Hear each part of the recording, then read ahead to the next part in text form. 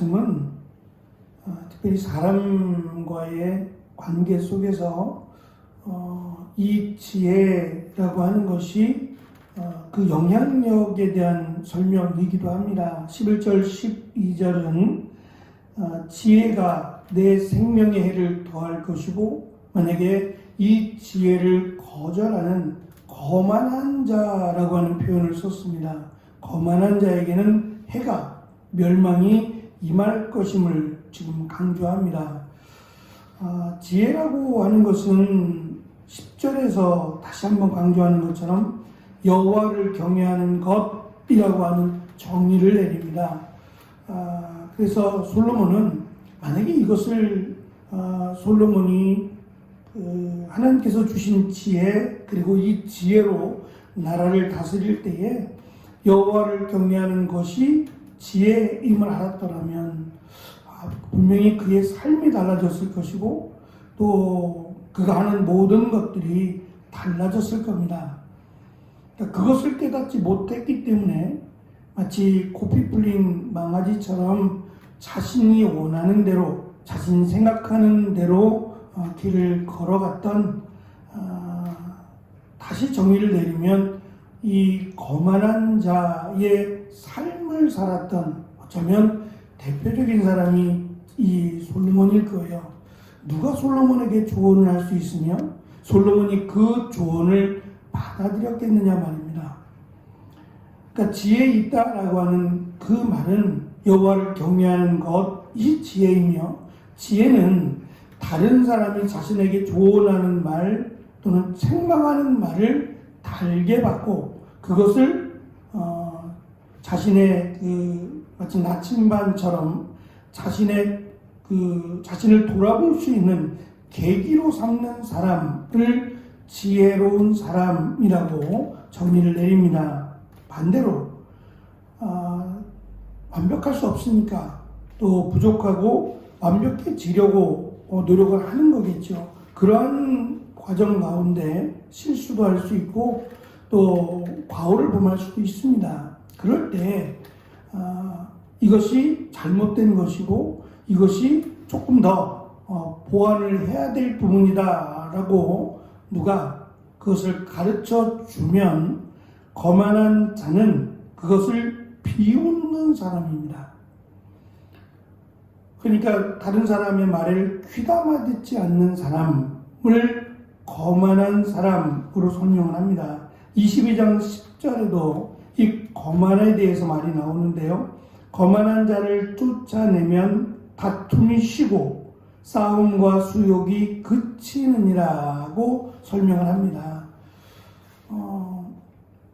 그냥 단순히 자기의 주장이 옳다고 하는 사람이 아니라 다른 사람의 말을 전혀 고려하지 않는 사람을 거만한 사람으로 설명을 합니다. 그래서 그 거만한 사람을 가르칠 생각을 하지 말고 내어 쫓으라고 말을 한 겁니다. 거만한 사람은 이웃의 책망 또는 징계를 받아들이지 않고 오히려 그들을 능욕한다고 설명을 합니다. 능욕은 수치와 모멸을 의미하며 악인은 죄를 짓는 사람을 의미합니다. 이런 사람들은 죄책감을 느끼지 못하고 죄를 짓기 때문에 그들을 책망하면 도리어 그것으로 색 잡는다라고 흠을 잡는다고 설명을 해요. 어쩌면 지금 이 시대를 마치 솔로몬이 보고 있는 것 같은 느낌을 받아요. 과거에는 아이들이 이렇게 모여서 교복을 입고 담배를 핀다든지 이런 것들은 생각조차 할 수 없었던 그런 시대였습니다.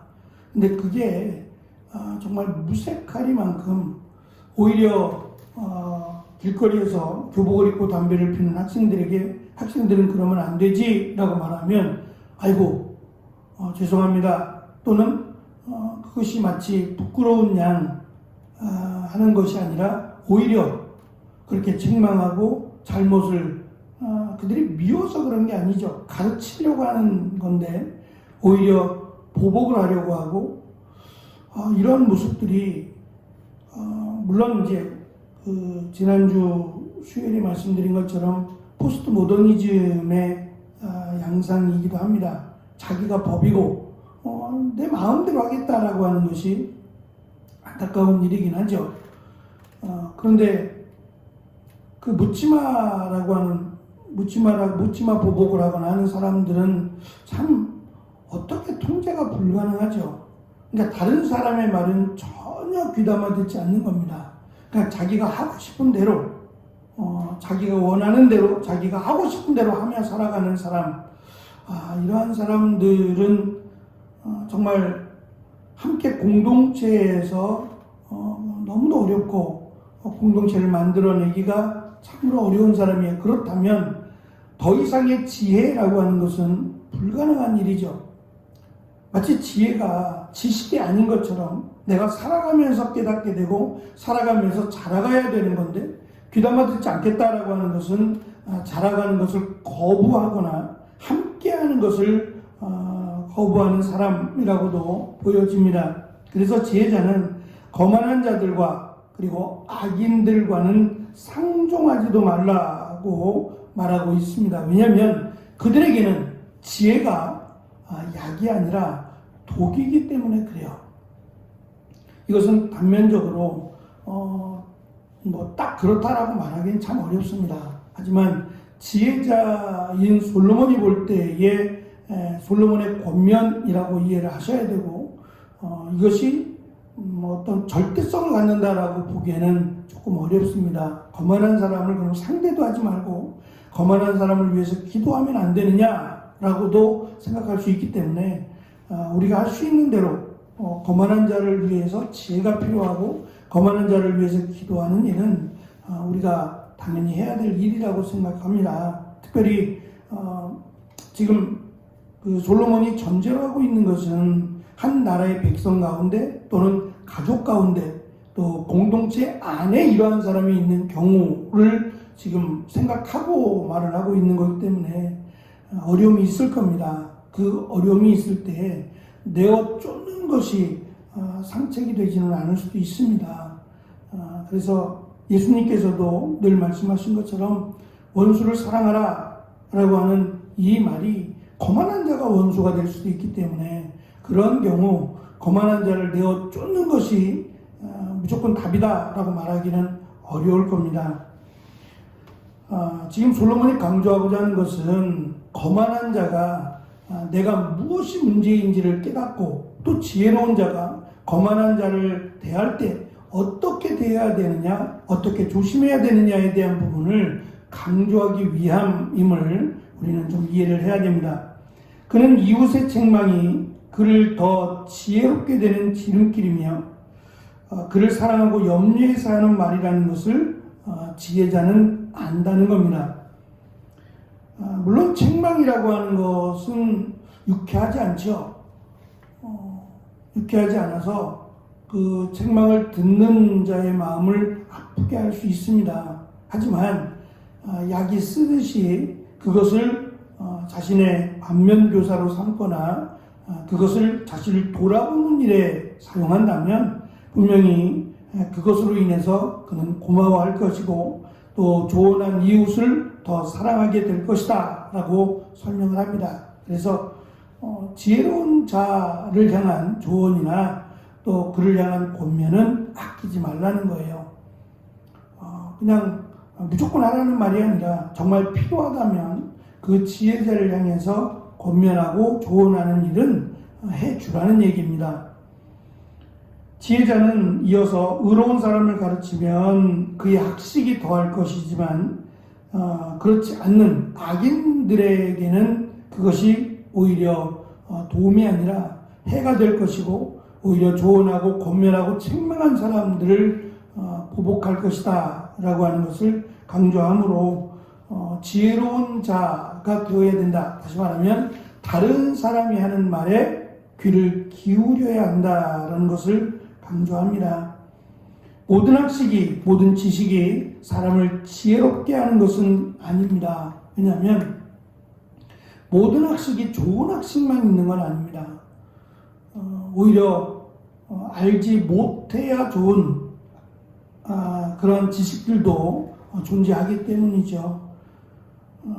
얼마 전에 또 세상을 우리 주변을 뜨겁게 했던 나이가 참 어린데요. 20대 중반도 되지 않은 여인이 사람을 죽였어요. 그런 이제 범죄 드라마나 범죄 다큐멘터리를 보면서 나도 저렇게 한번 해봐야지, 해봤으면 좋겠는데 라고 하는 충동이 들었대요. 충동이 들었다 그래서 그것을 실제로 특별히 원한 관계에 있는 사람도 아닌데 그 사람을 그렇게 잔인하게 죽인다라고 하는 것을 우리가 어떻게 받아들여야 될까요? 이 사람만 특별한 사람일까요? 또다시 이런 일이 발생하지 않는다라고 하는 저는 그렇지 않을 것 같아요. 사회가 이 다른 사람의 말에 귀를 기울이지 않는 사회가 되면 내가 곧 법이 됩니다. 내가 하고 싶은 대로 하며 살아가는 것, 마치 그것이 옳은 것처럼 되어져요. 그러니까 네가 알아서 해 라고 하는 말이 사회 속에서 통념이 되고 나면 그럼 내가 알아서 하면 되지 라고 하는 그 내가 주인이 되고 내가 법이 되는 그런 사회는 참 무서운 사회가 되는 것 같아요. 그러니까 공동체가 깨진 사회는 예를 들어서 학교를 가지 않아도 되고 또 직장을 가지 않아도 되고 라고 하는 물론 살아가는 데는 먹고 사는 데는 문제가 없을지 모르지만 내가 주인이 된 내가 모든 것이 되어버린 사회는 위험한 사회입니다. 그러니까 공동체 생활을 해야만 합니다. 공동체 속에서 함께 더불어 살아가는 법을 익히지 않으면 또 그것을 배우지 않으면 굉장히 위험한 사회가 되고 말아요. 그러니까 문제가 생기니까 그럼 학교를 다니지 않아도 됩니다. 문제가 생기는 것보다는 다니지 않는 게 낫죠. 또 다른 방법으로 아이들이 고통당하는 것보다는 차라리 학교를 그만두고 자퇴하고 다른 방법으로 공부하는 것이 더 나을 수도 있어요. 그러나 그게 정답은 아닙니다. 학교가 정상화돼야죠. 학교가 제대로 된 학교가 되는 것이 정답이지, 학교가 문제가 생기니까 학교를 다니지 마라고 하는 차선책입니다. 이것이 반복이 되거나 이것이 오히려 넘쳐나게 되면 학교가 의미가 없어지는 거죠. 학교를 다녀야 될 이유는 단순히 공부만이 아닙니다. 공부보다는 공동체입니다. 다양한 아이들을 접하고 만나면서 그 아이들과 사귐이 있는 자리, 또래의 집단이잖아요. 그 또래의 집단 속에서 사회생활을 경험하는 가장 우선적인 곳이 학교 아닙니까? 가정은 부모님도 있고 누나도 있고 동생도 있고 이런 다양함 속에서 사랑 가운데 보호도 받고 또 사랑 가운데 자라나는 가장 원천적인 공동체라면 학교라고 하는 공동체는 또래 집단에서 나와 비슷한 세대를 살아가는 또래들이 어떠한 다양한 생각을 하고 살아가는지 그들 속에서 일어나는 그런 사회성을 배우는 곳이 학교여야 됩니다. 단순히 지식을 배워서 그러면 학교 안 가도 되는 거 아니에요? 지식만을 원한다면 그냥 인터넷 틀어놓고 배우면 그 지식이 더 집중될 수 있어요. 지식만이 아니라 오히려 더 중요한 공동체를 배우는 곳이 학교이기 때문에 저는 그 학교에 대한 소중함을 저는 회복해야 된다고 생각합니다. 그것이 깨지고 나면 직장도 또 학교도 다 필요 없이 되어버리고 맙니다. 그러면 결국 이런 내가 주인이 된, 내가 하는 것이 모든 것이 괜찮다라고 여기게 되는 그런 사회가 되는 끔찍한 사회가 만들어지고 맙니다. 어리석은 자들에게 여호와를 경외하는 것은 두려움과 공포를 안겨주지만 지혜로운 자들에게 여호와를 경외하는 것은 내가 주인이 아니다라는 거예요. 여호와를 늘 기억하고 살아야 된다라고 하는 시민 공동체자 하나님의 나라의 백성의 공동체로서의 삶을 살아가게 하는 겁니다. 그것이 깨지고 나면 내가 하나님이 될 수 있어요. 솔로몬이 그런 거죠. 여호와를 경외하는 것이 깨지고 나니까 내 마음대로 해도 되는 것처럼 내가 왕이고 내가 법이고 내 마음대로 해도 되는 것처럼 살았는데 그것이 헛된 거였어요. 그리고 그가 깨닫는 것은 여호와를 경외하는 것이 진정한 지혜라는 걸 깨닫습니다. 아마 그 말을 지금 풀어서 하고 싶은 것 같습니다. 잠언이 지속적으로 여호와를 경외하는 것을 반복해서 언급하는 것은 잠언의 말씀이 단순히 도덕적 윤리를 가르치는 것이 아니라 삶을 가르치는 것이고 공동체를 가르치기 위함이라고 보여집니다. 여호와를 경외하는 지혜는 사람들에게 장수라고 하는 11절에 보면 생명의 해가 더해진다라는 설명을 합니다. 이것이 당시에는 지혜로운 자에게 주시는 하나님의 축복으로 여겼을 거예요. 그러니까 왜냐하면 전쟁도 많았고 또 길게 오래 사는 것이 너무도 힘든 시대가 아니었을까 싶습니다. 그럴 때에 평안한 삶, 전쟁이 없고 평안한 삶, 그리고 아프지 않고 오래 사는 삶, 이것이 지혜자에게 주시는 축복으로 그들이 이해를 했다라는 겁니다. 그래서 지혜자는 지금 이 시대를 놓고 보면 이것만 말할 수는 없어요. 다양한 부분에서 하나님이 주시는 축복과 은혜를 경험하는 삶이라고 말할 수 있을 겁니다. 반면에 12절에 거만한 자는 그가 홀로 해를 당하리라. 그러니까 마치 뒤로 넘어져도 코가 깨어지는 그런 모습을 설명합니다. 거만한 자로 살아가는 어리석은 자가 되지 말고 다른 사람의 말에 귀를 기울일 뿐만 아니라 이 공동체에서 더불어 살아가는 그러한 삶을 배우고 특별히 여호와를 경외하는 그것을 기준으로 살아가는 사람, 그가 지혜로운 사람이며 하나님의 은혜와 축복을 받는 사람이라고 솔로몬은 설명해 줍니다. 이 시대를 마치 보는 듯한 느낌이 든다고 말씀을 드렸습니다. 공동체를 잘 이루어가는 가족 공동체, 교회 공동체, 학교 공동체, 직장 공동체가 사랑 가운데 또는 서로 신뢰하는 가운데 세워져 가고 이루어져 가는 그런 아름다운 공동체들이 되기를 위해서 우리가 기도하고 그 공동체의 일원이 되는 우리의 자녀들, 또 우리가 되는 귀한 은혜가 있기를 축원합니다. 기도하겠습니다.